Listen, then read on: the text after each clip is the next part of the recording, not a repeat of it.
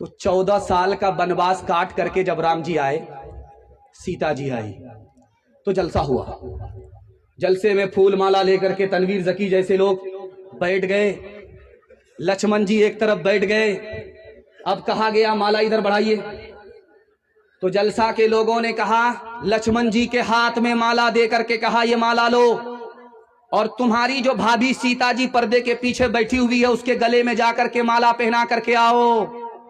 जंगल में 14 साल रही, आबरू को बचाया, ईमान को बचाया, आबरू का सौदा नहीं किया। ऐसी औरत के गले में जाकर के माला पहनाओ, सम्मान करो। जब लक्ष्मण जी माला लेकर के निकले तो रास्ते में खड़े हो गए, आगे बढ़ ही नहीं रहे।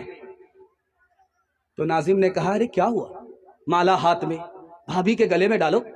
कहा कि मेरी भाभी 4 औरत के साथ बैठी है, मुझे पता ही नहीं कि भाभी कौन है, किसके गले में मैं माला डालूं। अरे 14 साल वनवास में रहे भाभी, और तुम उसके देवर, तुमको ये पता नहीं कि भाभी कौन है? तो उन्होंने कहा, अरे भाभी का हाल तो सुनो पहले।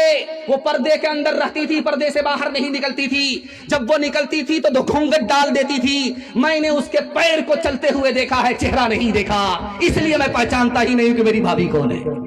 कहाँ गई वो सीता मैया और कहाँ है अब मरियम?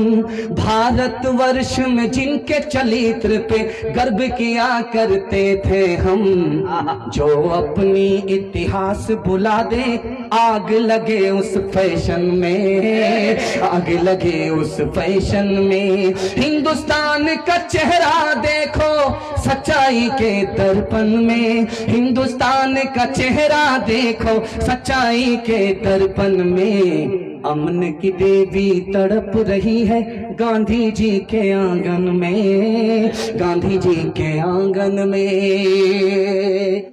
जिस्म पर लिबास की कमी अजीब लगती है, मुझे अमीर बाप की बेटी गरीब लगती है। जिसे आंचल भी नहीं सर का संभाला जाता, उससे क्या खाक तेरे घर की हिफाजत होगी।